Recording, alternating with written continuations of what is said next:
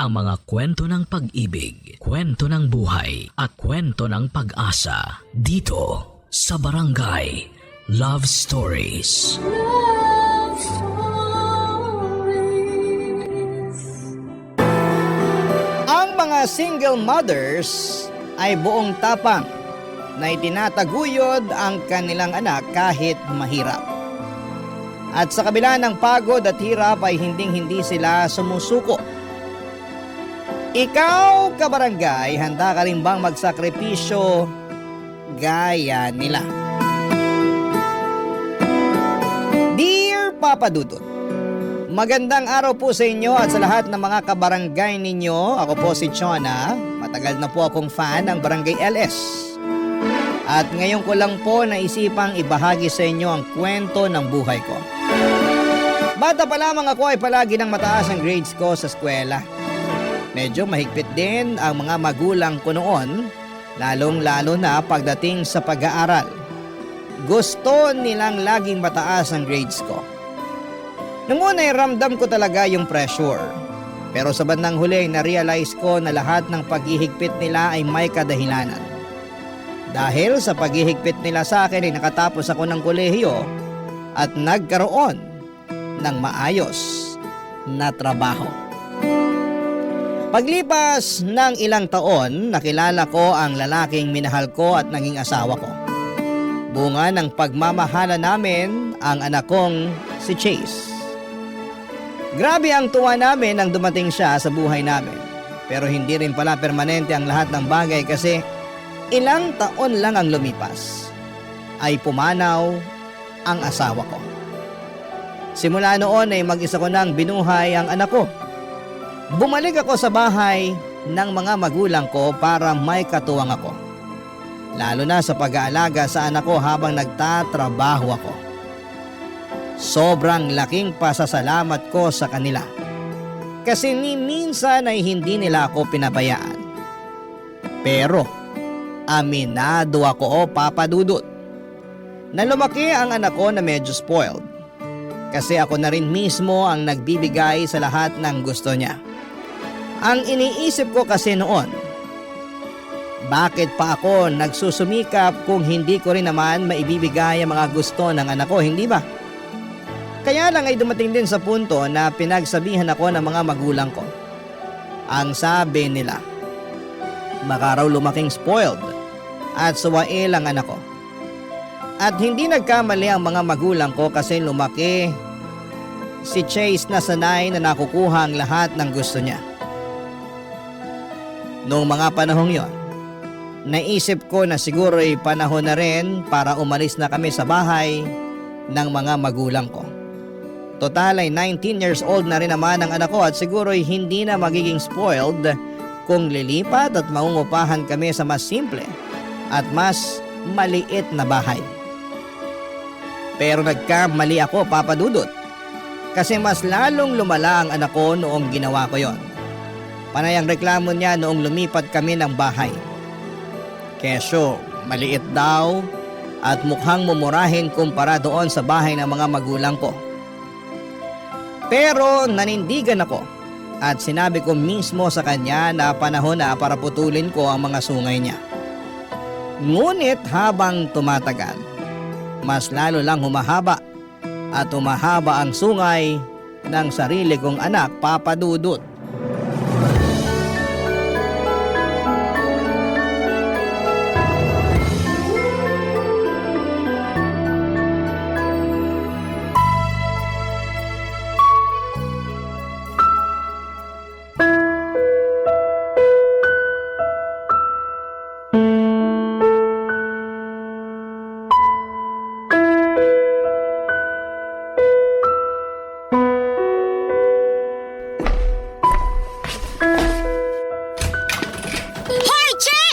Mami naman eh. Doon na nga po muna kayo. Kita nyo naman na naglalaro pa ako dito, di ba? Tama na yan! Ano ba naman yan? Ba't nyo naman pinatay yung TV? Mananalo na sana ako eh. Ikaw ha? Bawas-bawasan mo yung kaka-video games mo. Kung hindi, tatamaan ka na talaga sa akin. Ano po ba kasi ang kailangan nyo? Sa tingin mo ba nakakalimutan ko na ngayon i-release ng college mo yung grades mo? Ano naman ngayon? mag-login ka sa school website nyo. Patingin ako ng grades mo. Ano ba naman yan? Wag na ho! Isa! Ano? Maglalagin ka sa school website nyo o sisirain ko tong gaming console mo? Sige na, eto na. Bilisan mo! Eto na nga po, oh, binibilisan na. Oh, ayan na ho, kamahalan. Ay, naku, patawarin! Mami, ano po ba talaga ang problema nyo? At least pasado naman lahat, di ba? Gusto mong malaman ang problema ko? Ikaw ang problema ko. Nagiging pasanin ka na. Hindi ako nagpapakapagod sa trabaho para lang bigyan mo ako ng grades na ganyang kababa. Kayo lang po ata yung nagbibigay ng pasanin sa sarili nyo eh. Mami, kapag nakapagtapos na ako sa college, wala nang halaga yung mga grades ko. Kaya chill lang po kayo. Chill? Ay, chill pala ha? Ano po yung ginagawa nyo, ha? Yung gaming console ko! Ba't nyo naman sinira yun? At kapag hindi ka pa nagtino, mas malala pa dyan ang aabuti mo sa akin. Ano mararamdaman nyo kapag kinuha ko yung cellphone nyo at binasag ko rin, ha? Wag kang magkakamali na gawin yan kung hindi makakatikim ka na talaga sa akin. Alam nyo kung anong problema nyo? Masyado kayong praning. Bawat kilos at galaw ko, parating yung pinagmamasdan. Nasa college na ako. Pero kung itrato nyo ako, para ako nasa elementary. Hoy! Hanggat nakatira ka sa bahay ko, ako ang masusunod. Bahay nyo? Paanong bahay nyo? Nangungupahan lang naman tayo dito, di ba? Oh, anong problema doon? Ang problema po, uupa na nga lang kayo ng bahay, yung mukhang mumurahin pa. Pasalamat ka nga at may sarili ka pang kwarto eh. Alam mo ba na maraming pamilya dyan na nagsisiksikan at walang privacy sa sarili nilang bahay? Pakialam ko ba sa ibang tao? Hindi ko na kasalanan kung pinalaki silang mahirap at walang kaya sa buhay. Chase! Yan bunganga mo! Totoo naman eh. Yung mga taong lumaking mahirap at salat sa buhay, kasalanan nila yan. Kasi hindi sila marunong dumiskarte sa buhay. Kasalanan nila kung naghihirap sila. Kasi mga tamad at palamunin silang lahat. Ay! Hindi ko na alam kung anong gagawin ko sa yung bata ka. Ang galing mo mga tuwiran, puro baluktot naman yung mga katwiran mo. Kung ayaw niyo pong naririnig ang mga pinagsasasabi ko, lumabas na lang po kayo ng kwarto ko. Pabayaan niyo na lang ako. Huwag niyo na akong pakialaman. Makinig ka sa akin. Ginagawa ko ang lahat para mapalaki ka ng maayos. Tayong dalawa na nga lang ang magtutulungan tapos gaganituhin mo pa ako? Anak, please naman. Sana tulungan mo naman si Mami. Siguro kung buhay lang si Daddy, hindi ako maiinis ng ganito. Kung buhay lang sana si Daddy, sigurado akong hindi ko na kailangan pagtiisan yung pagbubungangan niyo sa akin. Aray! Kausapin mo na lang ako kung handa ka na humingi ng tawad. Kung hindi, sasampalin ko uli ang mukha mo. May mga pagkakataon po, Papa Dudut, na gusto ko na talagang ipaampon ang sarili kong anak. Hindi ko inakala na babalik sa akin ang pangi-spoil ko sa kanya. Habang lumalaki si Chase ay naging masungit, palasagot at parang nawawala ng respeto sa mga nakakatanda sa kanya. Ang hirap-hirap po sa pakiramdam, lalo na't mag-isa lamang akong humaharap sa lahat. Minsan naiisip ko kung nabubuhay pa lang ang tatay niya, baka hindi ganito kabigat ang dinaranas ko.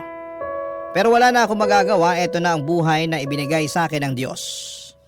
Tuwing sinasagot ako ni Chase ay napapaiyak na lamang ako. Madalas, tinatawagan ko ang mga magulang ko para humingi ng gabay at kaunting lakas ng loob. Sabi nila sa akin kung nahihirapan na talaga ako ay pwede naman daw kaming bumalik sa bahay nila. Aaminin ko, Papa Dudut, napaisip din ako noon sa inalok sa akin ng mga magulang ko. Pagod na ako pero pinili ko pa ring panindigan ang desisyon kong bumukod. Sa dami ng taon na sinuportahan ako ng mga magulang ko sa pagpapalaki kay Chase, naisip ko na panahon na para ako naman ang magpalaki sa anak ko na walang tulong ng mga magulang ko. Napansin ko rin na tuwing walang pasok si Chase ay puro video games lamang ang inatupag niya.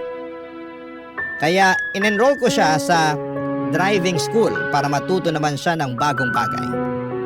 Para sa akin kasi mahalaga na marunong kang magmaneho, lalo na sa oras ng emergency. Sa awa ng Diyos ay nakakuha siya ng student's permit at kalaunan ay nakuha rin niya ang driver's license niya. Sobrang tuwa ko po noon, Papa Dudut, Pero ilang araw lang ang lumipas, humiling na kaagad siya ng kotse. Sabi ko sa kanya, college pa lamang siya at hindi pa ito ang tamang panahon para bigyan ko siya ng sarili niyang sasakyan. Sinabi ko na lang na kung gusto niya ng kotse, kailangan niyang pagtrabahuhan at pag-ipunan ito sa tamang panahon.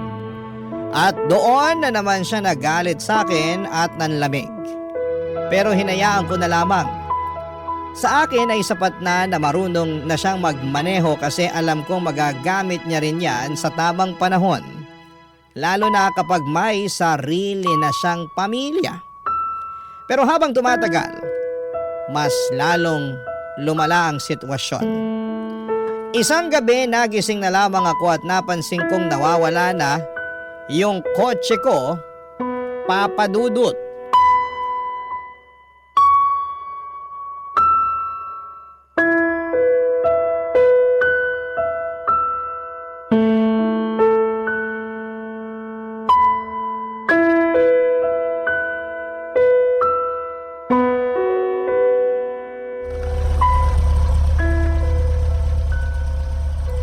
Chase! Bumaba ka dyan ngayon din!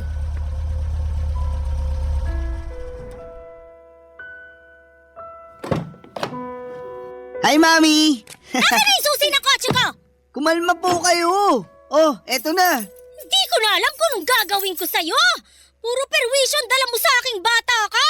Kumalma nga po muna kayo. Ano na naman ba ang kinagagalit nyo dyan, ha? Talaga ba? Tinatanong pa ba yan, Chase? Kinuha mo yung kotse ko 10 oras ng gabi nang hindi nagpapaalam! Ayaw nyo kasi akong bilhan ng kotse. Kaya ginamit ko na muna yung sa inyo. Magsabi ka sa akin ng totoo. Ba't mo tinakas yung kotse ko? Saan ka pumunta, ha? Diyan lang sa tabi-tabi. Sagutin mo ako ng maayos kundi paduduguin ko yung uso mo! Magsalita ka! Pumunta ako sa bar kasama yung mga kaibigan ko, okay? Ngayon, pwede na ba akong pumasok ng bahay? Kung ayos lang po sa inyo, gusto ko na matulog. Ibig mong sabihin nakainom ka habang nagmamaneho? Paano kung may nangyaring masama sa'yo, ha? At kailan ka pa natutong uminom? Ang labo nyo rin eh. Pinag-enroll nyo ako sa driving school. Tapos ngayon na may lisensya na ako, pagbabawalan nyo ako. Mami, tapatin mo nga ako. May sakit po ba kayo sa utak? Hindi kita in-enroll sa driving school para suwayin ako. At mas lalong hindi kita in-enroll sa driving school para ipahamak yung buhay mo at buhay ng ibang tao. Pero wala naman nangyari sa akin, di ba? Tingnan nyo po ng maayos ang kotse. Ang kintab-kintab pa nga eh. Wala ho kayong makikitang ni isang gas-gas dyan. Kaya utang na loob, papasukin nyo na ako para makapagpahinga na ako. Ay! Hindi ko na alam kung anong gagawin ko sa'yo, Chase! Lahat naman ginawa ko na para sa'yo, pero bakit araw-araw mong pinaparamdam sa akin na parang wala akong kwentang ina? May nagawa ba akong masama sa'yo, ha? Hindi na kukumpleto yung araw mo kung di mo ako nabibigyan ng sakit sa ulo. Gusto nyo ba talaga malaman yung hinaing ko sa inyo, ha? Gusto nyo ba talaga malaman kung bakit nagkakaganito ako? Kasi palagi nyo na lang akong pinag-iigpitan. Noon naman, ibibigay nyo sa akin ang lahat ng gusto ko. Pero nung nagbago yun, pakiramdam ko parang naibsan na rin yung pagmamahal nyo sa akin. Pakiramdam ko parang gusto nyo akong pahirapan. Siguro kung nabubuhay lang si Daddy, hinding-hindi niya ako pag-iigpitan ng ganito. Ang babaw-babaw mo! Ang babaw-babaw mo! Nagkakaganyan ka ba porque hindi ako pumayag sa gusto mong bilang kita ng bagong kotse? Hindi! Nagkakaganito ako kasi naririndi na ako sa inyo. Ah, talaga ba? Pues simula sa araw na to, hindi na kita ihahatid at susunduin. Magko-commute ka na papunta sa school mo. Ano? Nga pala, akin na rin yung credit card mo. Hindi, ayoko! Hindi ko ibibigay sa inyo tong credit card ko. Ibigay mo na sa akin yung credit card mo bago pa ako mawala ng pasensya sa'yo. Oh, eto na. Kaya mas lalo kang tumatapang at nagiging pasaway dahil dito eh. At dapat matagal ko na rin itong ginawa eh. Bakit? Anong balak nyo dyan, ha? Bukas na bukas, babayaran ko na ng buo to. At ipapaklose ko na tong account mo. Hindi! Hindi ako makakapayag, Mami! Hindi na makatarungan tong ginagawa nyo sa akin! Huwag kang mag-alala. Ibibigay ko pa rin naman sa'yo yung allowance mo. 250 pesos sa isang araw. Nagpapatawa po ba kayo? Wala na akong mabibili sa 250 ngayon! Dapat naisip mo yan bago mo ako suwayin. Kasi kung tutuusin nga, dapat magpasalamat ka pa eh. Hindi lahat ng bata katulad mo na nabibigyan ng maginhawa at komportable na buhay. Oo nga, maginawa at komportable na buhay na unti-unti nyo namang binabawi sa akin. Huwag ka nang maginarte dyan.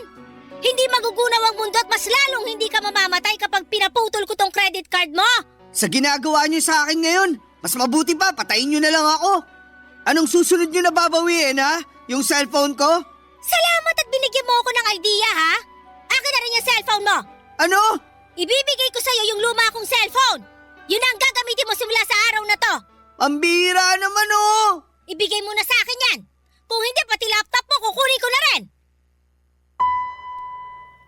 Habang tumatagal, Papa Dudut, mas lalo na akong nagiging mahigpit kay Chase. Napapansin na rin na unti-unti siyang naninibago sa akin. Kasi pinapagawa ko na sa kanya mga bagay na dati hindi naman niya kailangang gawin. Tulad na lamang ng pagsakay sa MRT para lamang makapunta sa eskwela. Pero naisip ko na ginagawa ko rin naman ito para sa ikabubuti niya. Gusto ko kasing maranasan niya kahit papaano kung paano kahirap ang buhay. Ayokong lumaki siyang laging umaasa. Para sa akin ay mas mabuti na yung ngayon pa lamang ay natututo na siyang tumayo sa sarili niyang mga paa. Iniisip ko rin, Papa Dudut, na paano kung dumating ang araw na wala na ako. Gusto ko by the time ay settled na siya. Yung tipong marunong sa buhay, marunong magdesisyon at hindi mawawala sa landas kapag wala na ako sa tabi niya. Kaya naman unti-unti ay tinanggal ko na yung mga luho at binawasan ng mga privilege niya.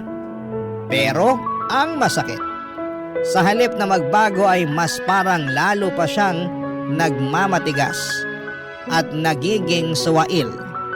Madalas ay sinusungitan niya ako at parang galit siya kasi akala niya ay gusto ko lang siyang pahirapan. At hindi niya nakikita na ginagawa ko lamang ito dahil mahal ko siya. Ang hirap maging single mom, Papa Dudut. Kung may crash course lang sana sa pagiging nanay, malamang ay matagal ko nang kinuha yon. Pero wala eh. Walang manual ang pagpapalaki ng anak. At sa araw-araw pakiramdam ko ay ako lang mag-isa ang lumalaban. Akala ko ay puro sakit na lamang ng ulo ang darating sa buhay ko, pero isang araw, may magandang balita akong natanggap. Tinawagan ako ng boss ko at sinabi niyang mapopromote na raw ako. Grabe ang saya ko, Papa Dudut. Matagal ko nang pinapangarap yon at pakiramdam ko sa wakas ay nagbunga na rin lahat ng pagod ko sa pagtatrabaho. Pero kasabay ng saya ay may lungkot din. Kasi alam kong mas mababawasan na ang oras ko para kay Chase. Barangay Love Stories. Barangay Love Stories. Tuwing umuwi ako galing trabaho, Papa Dudut, ay parang dinadaanan ng bagyo ang bahay. Kasi palaging tambak ang mga hugasin at kung ano-ano pa ang mga nakatiwangwang sa bawat sulok ng bahay. Sa totoo lang ay nakakainit po ng ulo kapag pinagsasabihan ko si Chase na magligpit naman kahit konti. Parang wala lang sa kanya. Para bang bingi siya sa mga sinasabi ko. Lagi siyang may dahilan kesyo marami daw siyang schoolworks. Pagod daw siya sa biyahe lalo na't sa MRT pa siya sumasakay at kung ano-ano pa. Habang tumatagal, Papa Dudut, ay hindi ko maiwasang maramdaman na nagiging pasanin na si Chase sa akin. Masakit aminin bilang magulang pero yun talaga ang nararamdaman ko. Kaya naman naisipan ko na siguro'y panahon na para kumuha ako ng kasambahay. Para may katuwang naman ako sa mga gawaing bahay. Noong day off ko ay naghanap ako ng kasambahay sa internet. Buti na lamang at may nahanap agad ako. Tinawagan ko yung contact number na nasa ad at nag-video call kami para may interview ko siya. Ang pangalan niya ay Rubilin. At sa unang usap pa lang namin ay magaan kaagad ang kalooban ko sa kanya. Mukhang mabait, maayos kausap at handang tumulong. Kaya ilang araw lang ang lumipas ay pinapunta ko na siya sa bahay para makapagsimula na siya. Noong sinabi ko kay Chase na may darating kaming kasambahay ay hindi siya natuwa. Ang sabi niya mawawala na raw siya ng privacy at baka raw makialam pa ito sa mga gamit niya. Pero hindi na ako nagpadala sa mga reklamo niya, Papa Dudut. Diretso ko siyang sinabihan na hindi siya tumutulong sa bahay at wala siyang ambag sa mga gawaing bahay. Kaya kailangan ko ng tulong. At kung ayaw niyang maglinis, wala siyang karapatang tumutol. Sa huli, wala rin siyang nagawa kundi tanggapin ang desisyon ko, Papa Dudut.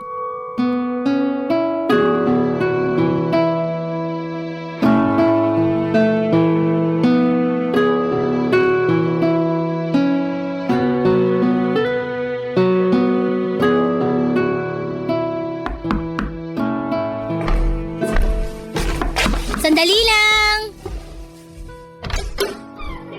Rubilin! Ay, salamat naman at nandito ka na. Hello po, ma'am. Nako, Ate Chona na lang ang itawag mo sa akin. Ay, sige po, Ate Chona. Kamusta naman yung biyahe mo? Siguro napagod ka, no? Ay, ang totoo po niyan, oo. Sa katunayan nga po, nahihilo pa rin ako hanggang ngayon. Hala, ganun ba? O halika, pumasok ka na muna dito at maupo ka na muna dyan sa sofa. Salamat po. Sandali lang, ha? Chase! Ano? Lumabas ka nga muna saglit. Bakit? Kakain na ba tayo? Andito na si Rubilin, yung bago nating makakasama dito sa bahay. Kayo na lang ang kumausap dyan. Ayoko lumabas ng kwarto. Pag hindi ka lumabas dyan, sinasabi ko sa'yo, kukunin ko yung laptop mo. Huwag mo ako susubukan. Eto na, lalabas na po.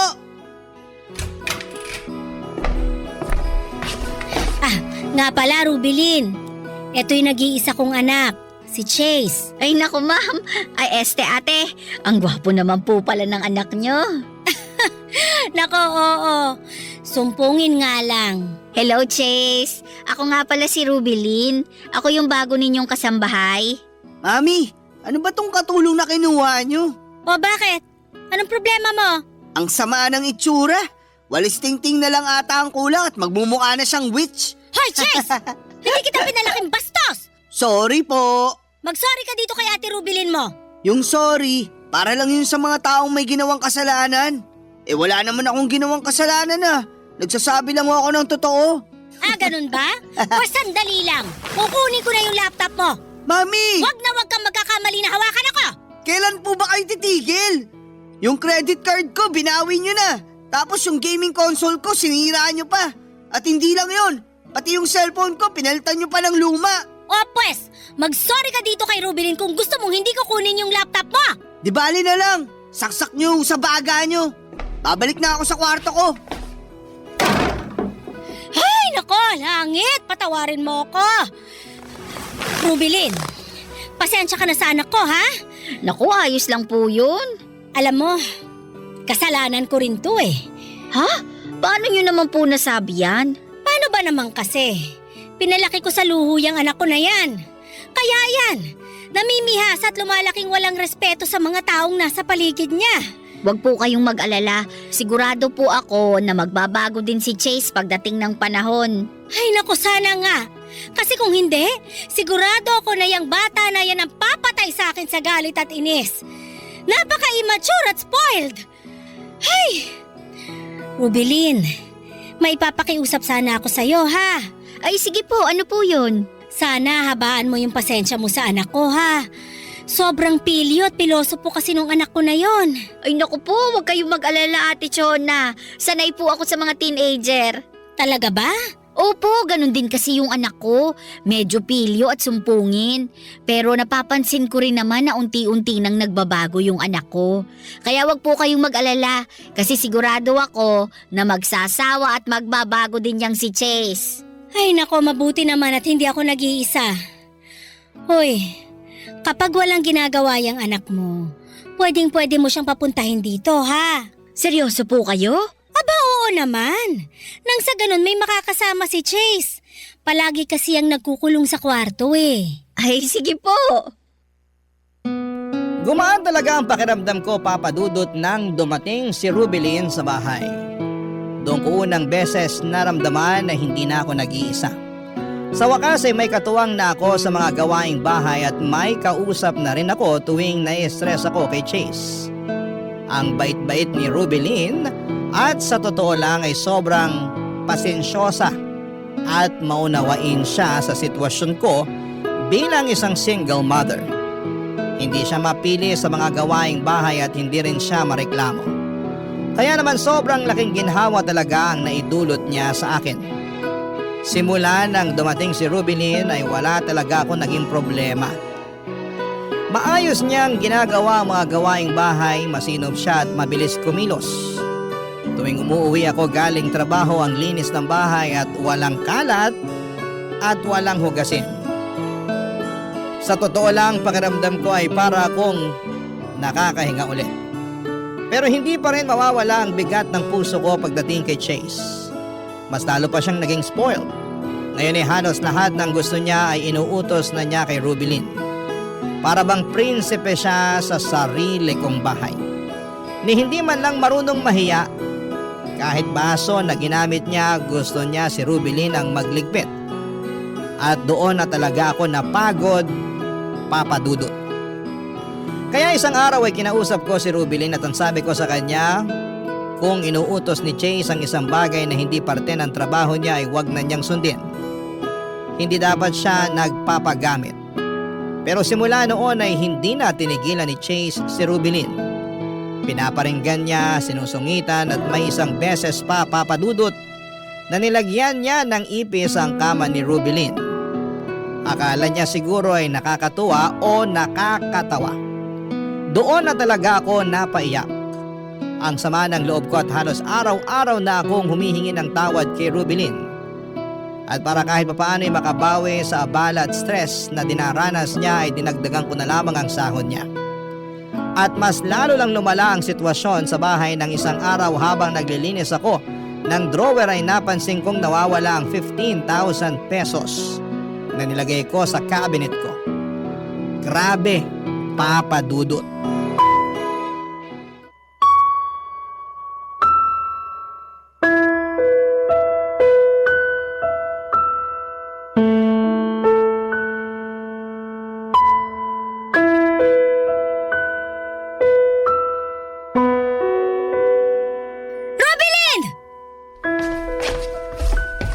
Ay, Ate Chona, bakit? Ano po yun? May problema ho ba? Nawawala yung 15,000 na nilagay ko dito sa drawer ko. Umamin ka nga sa akin. Ikaw ba yung kumuha ng pera ko, ha? Ate, alam kong kasambahay lang ako at hindi ako galing sa mayamang pamilya. Pero hindi ko po magagawang magnakaw. Pero ikaw yung huling pumasok dito sa kwarto ko, di ba? Opo, pero nilinis ko lang po yung kwarto. Hindi ko po pinakialaman yung mga gamit dito. So ano yun? Lumabas na mag-isa yung 15,000 na nilagay ko dito sa drawer, ha? Mawalang galang na po.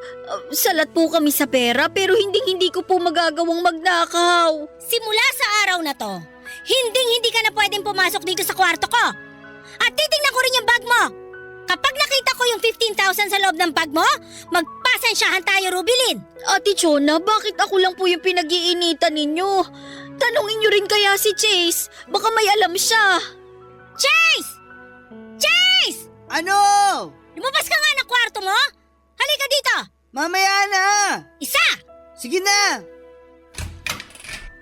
Ang gulo-gulo nyo naman eh! Ano po ba kasi yun? Nawawala yung 15,000 sa drawer ko. Anong tingin nyo sa akin? Lost and found? Makabalik na nga lang sa kwarto? Walang aalis dito hanggat hindi natin nahanap yung nawawalang pera ko. Nako! Eto na nga ba yung sinasabi ko eh. Dapat di kayo nagtitiwala agad-agad sa mga katulong. Hoy Chase, wag mo akong mapagbintangan ha. Kasi wala akong ginagawang masama. Sigurado ka? Hindi ba salat kayo sa buhay? Aba, malay namin kung ninanakawan mo na pala kami. Ang sakit-sakit mong magsalita. Sumusobra ka na. Tumigil na nga kayo! So ano? Wala ba talagang aamin sa inyo? Ate, maniwala kayo. Inosente ako. Nako, wala po akong kinalaman dyan, Mami. Sandali lang. Chase! Ano yung hawak mo? Hindi pa ba obvious, Mami? Malamang cellphone. Huwag mo akong pinipiloso po. Alam kong cellphone yan. Parang ngayon ko lang nakita yung cellphone na yan ah. Akin na nga yan. Ano ba naman yan? Pati ba naman cellphone ko papakailaman nyo pa? Wala na ba talaga akong privacy sa bahay na to? Huwag mo akong gawing tanga, Chase! Alam kong hindi yan yung cellphone na binigay ko sa'yo! Saan mo nakuha yung cellphone na yan, ha? Pinag-ipunan ko. Ate, hindi kaya yung nawawalang pera yung ginamit niya para pambili dyan? Hoy pangit, manahimik ka. Wala kang karapatan para pagbintangan ako ng ganyan. Tsimay ka lang namin. Naku ka, Chase! Alam kong spoiled at sutil kang bata ka! Pero hindi ko lubos akalain na magagawa mo akong nakawan! Oo na, inaamin ko na yung pera nyo yung ginamit ko para pambili dyan. Ang tanong, masisisi nyo ba ako? Halos lahat ng gadgets ko kinonfiscate nyo na. At wala na kayong tinira sa akin kung hindi yung kakarag-karag na cellphone nyo. Sumusobra ka na, ha? Hindi na normal tong ginagawa mo! Naipambili ko na ng cellphone yung pera nyo at wala na kayong magagawa doon. Akin na yung cellphone mo! O ayan, Pumasok ka na sa kwarto mo!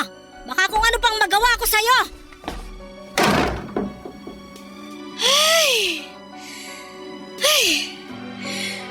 Rubilin! Pasensya ka na talaga, ha? Ayos lang po yun, ate. I'm sorry. Dapat hindi kita pinagbintangan kagad. Mali yung ginawa ko sa'yo eh. Wala na po yun. Huwag kang mag-alala. Hinding-hindi na uli mangyayari to. Sana nga po, ate, kasi wala akong ibang hangad sa buhay kung hindi ang mamuhay ng payapa at marangal.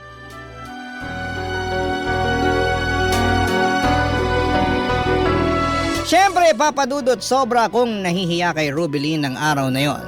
At aaminin ko na kasalanan ko talaga na agad ko siyang pinagbintangan nang hindi muna siya tinatanong ng maayos. At noong mga panahon na yon ay gustong gusto ko nang ibalik si Chase sa mga magulang ko. Dahil inisip ko na baka mas mabuting nasa kanila siya. Pero alam ko rin na pareho ng matanda ang mga magulang ko. At sigurado akong magiging pabigat lamang si Chase sa kanila. May mga pagkakataon din na naiisip kong maghanap ng makakasama sa buhay para may katuwang ako sa pag-aalaga kay Chase. Pero sa sarili ko, alam ko na hindi yun ang tamang solusyon. Kung sakali man na makahanap ako ng bagong makakasama sa buhay, gusto ko ay siguraduhing handa na akong magmahal muli. Hindi lang dahil kailangan ko ng katuwang sa pag-aalaga sa anak ko.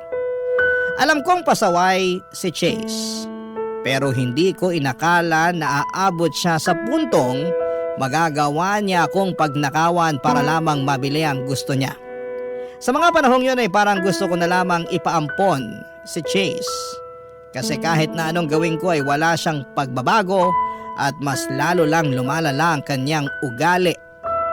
Sa totoo lang, Papa Dudut, sukong-suko na ako noon at gusto ko na talagang mag-resign bilang nanay niya.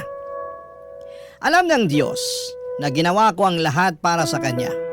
Pero bakit parang mas lalo lamang siyang napapahamak tuwing may ginagawa ako para sa kanya? Iba na talaga ang henerasyon ngayon. Noong bata pa ako ay may takot kami sa mga magulang namin, kaya naman sinusunod namin sila ng buong puso. Pero ngayon, kabaliktaran na ang nangyayari. Kung tatanungin ninyo ako ay nakakabahala na ang mga pagbabago at mga ginagawa ng mga kabataan ngayon, Papa Dudut. Barangay Love Stories. Barangay Love Stories. Habang lumilipas sa mga araw ay para akong binagsakan ng langit at lupa, Papa Dudut. Unti-unti ko na kasing napapansin na naglalaho ang mga gamit sa bahay namin.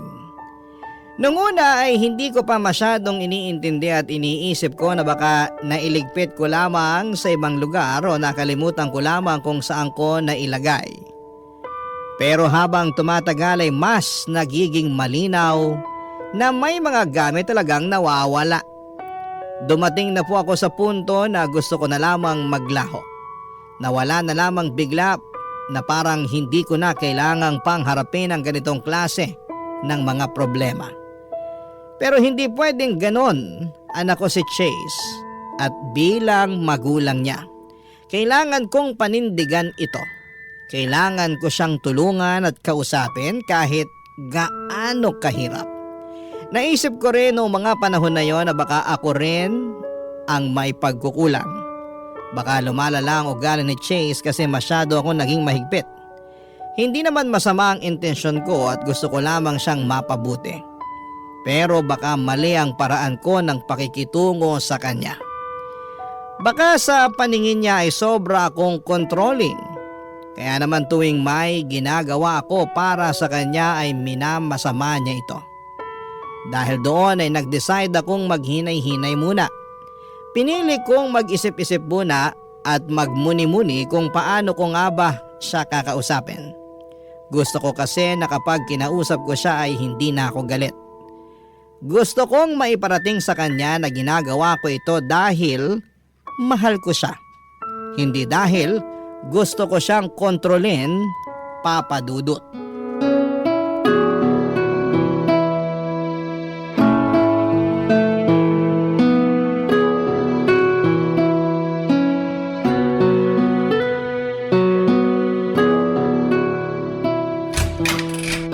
Chase, Bakit po?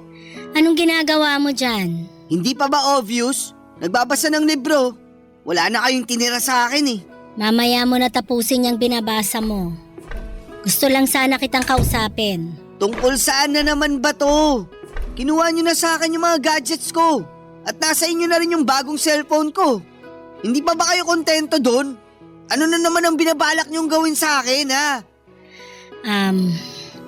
Anak, alam kong malaki ka na. At alam kong marami kang pinagdadaanan.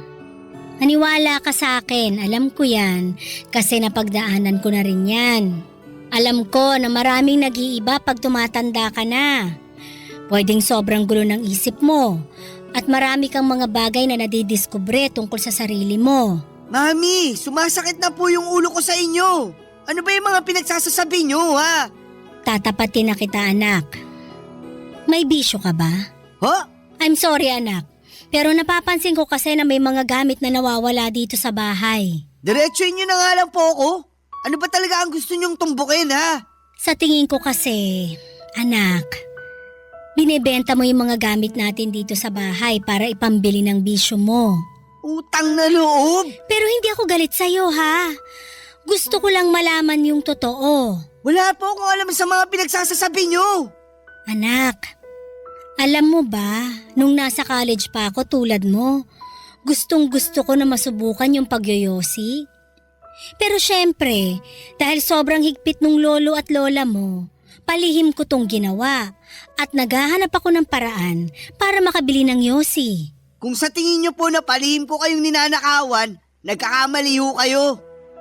Mami, sawang-sawa na po ako sa pagbubunganga niyo sa akin. Chase naman, kinakausap na nga kita ng maayos, di ba? Ano pa bang gusto mong gawin ko, ha? Hindi niyo ako kinakausap. Nambibintang po kayo. Aalis na po muna ako dito. Doon na muna ako tatambay sa bahay ng barkada ko. Ay, nako. Pasok! Ay ate, andyan ho pala kayo. Excuse me lang po ha, lilinisin ko lang tong kwarto ni Chase. O ate, ba't mukhang Biyernes Santo yung mukha mo? Ano ba naman kasi? Unti-unti ko nang napapansin na may mga gamit dito sa bahay na nawawala. At sa tingin ko si Chase yung kumukuha sa mga gamit na yon para ibenta. Ang totoo niyan ate, gusto ko nga sana kayong kausapin eh. Naghahanap lang talaga ako ng tamang tiyempo. O bakit? Kasi ate Chona, Hoy, ano? Sasabihin mo ba sa akin o hindi? nagdadalawang isip po ako na sabihin sa inyo kasi baka mamaya magkagulo naman dito sa bahay eh. Nako Rubilin, mas lalo tayo magkakagulo dito kung di mo sasabihin sa akin yung nalalaman mo. Magsalita ka na. Nung isang araw po kasi, habang naglilinis ako dito sa kwarto ni Chase, may napansin akong kakaiba sa ilalim ng kama niya. Anong ibig mo sabihin? Naninigarilyo na po si Chase. May nahanap akong isang kaha ng sigarilyo sa ilalim ng kama niya. Ano? Ay naku, bakit pa nga ba ako magtataka? Mukhang nagmana nga talaga sa akin yung batang yan. Kasi ganyan na ganyan din ako nung kabataan ko. Ate, ayoko sanang sabihin to pero... Ay, Rubilin, wala akong panahon para makipaglaro ng hulaan sa'yo. Ano? Kaya siguro nawawala yung mga gamit sa bahay kasi binibenta ni Chase para may pangtustos siya sa bisyo niya. Actually, pareho nga tayo nang iniisip eh. Ano na pong balak nyo ngayon? Ang totoo niyan, hindi ko na alam kung anong gagawin ko sa batang yan. Ginagawa ko naman ang lahat para sa kanya. Kino-confiscate ko yung mga gamit niya at pinagsasabihan ko siya tuwing may ginagawa siyang hindi maganda. At kanina lang, sinubukan ko siyang kausapin ng maayos pero wala talaga eh. Kahit anong gawin ko, puro mali. Pagod na ako, Rubilin. Naku ate, wag po kayong mag-alala. Sigurado ako na magsasawa at magbabago din yang si Chase. Ay, sana nga. Mabuti na lang at nandito ka, Rubilin. Kung hindi dahil sa'yo, malamang kanina pa ako nabaliw. Ano ba naman yan ate? Wala yun. Nga po pala, pumunta na po kayo doon sa dining table. Nagluto po ako ng escabeche para sa inyo. Tamang-tama. Mukhang mapapakain ako ng marami. Stress na stress ako eh. Halika, sabayan mo ako. Mamaya mo nalinisin tong kwarto. Sige po, salamat.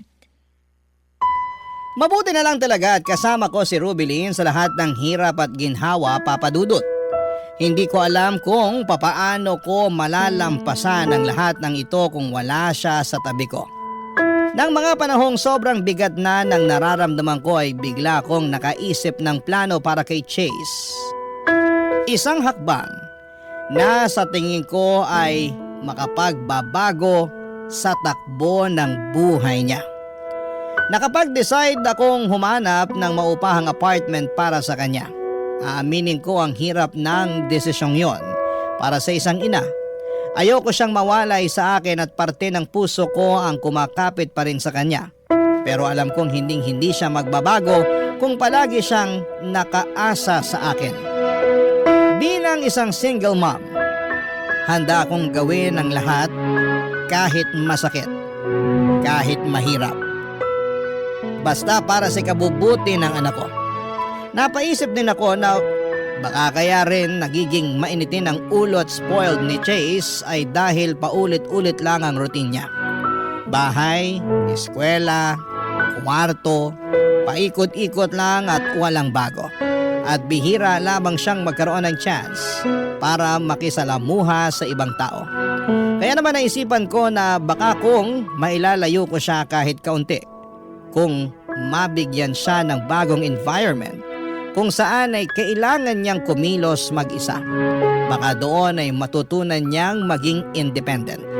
Kasi habang nasa poder ko siya ay parang lalo lamang siyang nasasanay na may sasalo sa kanya sa lahat ng oras. At isang araw habang nagbabrowse ako sa Facebook para maghanap sana ng apartment ay may isang bagay akong nakita na nagpalakas sa tibok ng puso ko. May isang post na sobrang pamilyar. Isang gamit na parang kilala ko. Nang tinignan ko ng mabuti ay doon ko napagtanto na yung mga nawawalang gamit sa bahay namin ay nakapost na sa marketplace. At talagang gumamit pa ng dummy account para i-post ang mga gamit ko. Pero kahit fake yung account, kahit na hindi totoong pangalan, ang ginamit ay sigurado kung iisang tao lamang ang may gawa nito, Papa Dudut.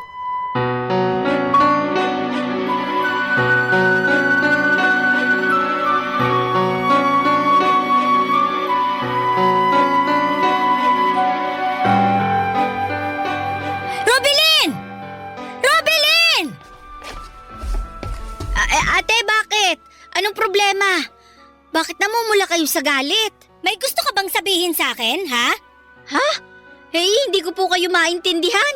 Umamin ka na sa akin habang binibigyan pa kita ng pagkakataon. Pasensya na po talaga pero hindi ko po talaga alam kung anong ibig ninyong sabihin. Talaga ba, Rubilin? Tingnan mo tong cellphone ko. Sandali lang, ha? Oh, ayan. Ngayon mo sabihin sa akin na wala kang ginagawang kabulastugan. Ate, sorry po, pero wala talaga akong alam dyan. Walang hiya kang babae ka? Pinagkatiwalaan kita at tinuring kita na parang pamilya. Tapos magnanakawan mo lang pala kami? Inosente po ako, Ate Chona. Ang kapal ng mukha mo para magmaang-maangan.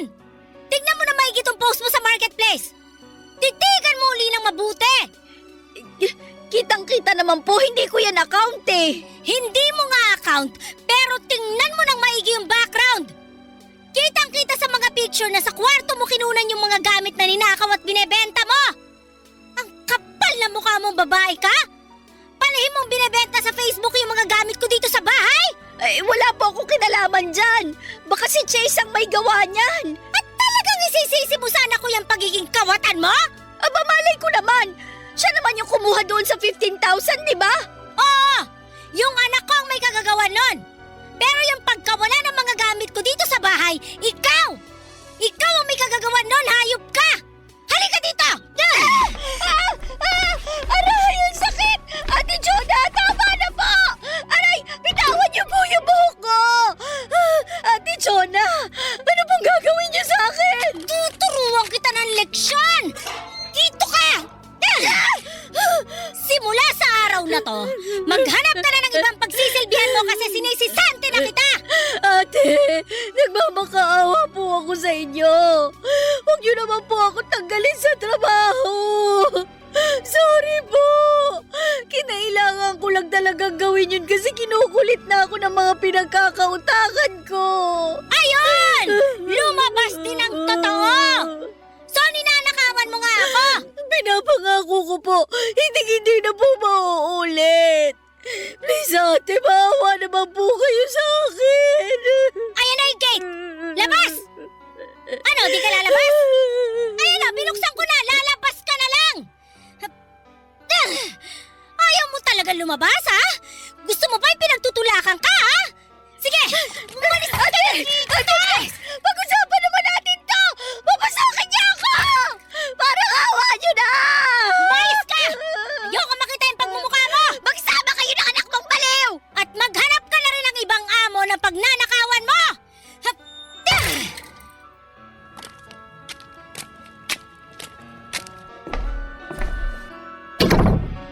Ayos lang po ba kayo? Di ba ayaw mo na may katulong dito sa bahay?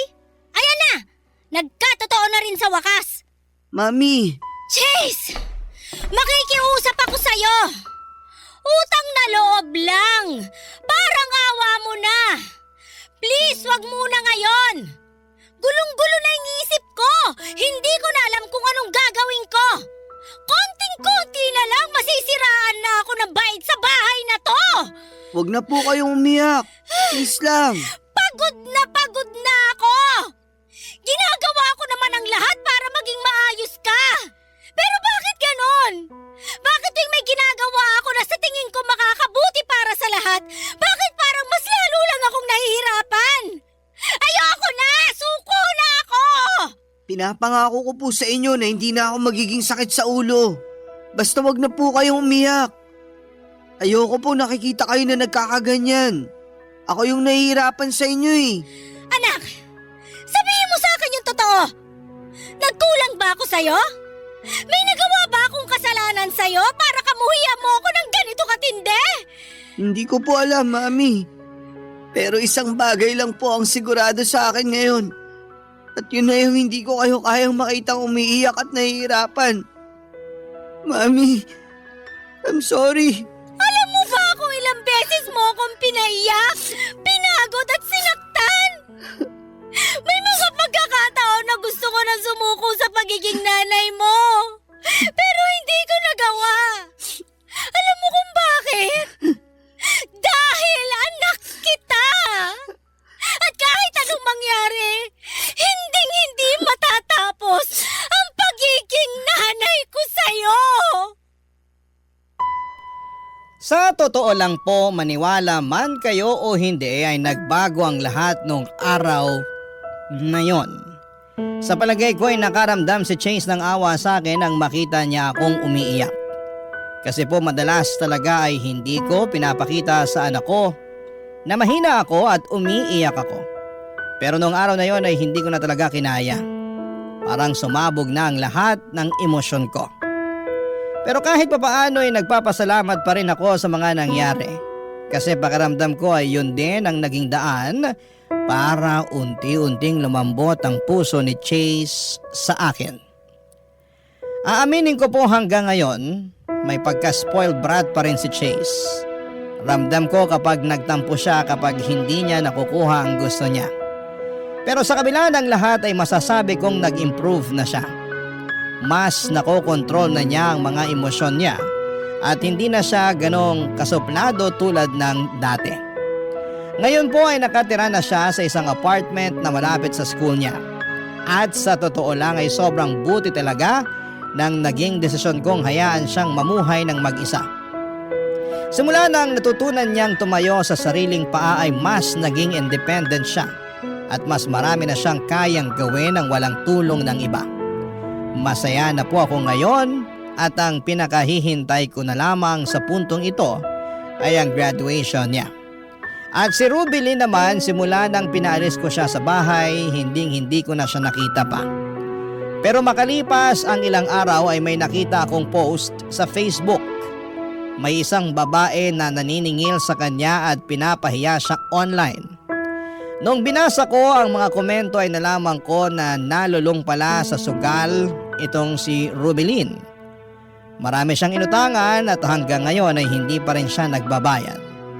Pinagtataguan pa raw niya ang mga maniningil. Wala na po akong magagawa kundi ang ipagpasa Diyos ang lahat. Ipinagdarasal ko na lamang na ilayo ako ng Diyos sa mga taong mapagsamantala at sinungaling.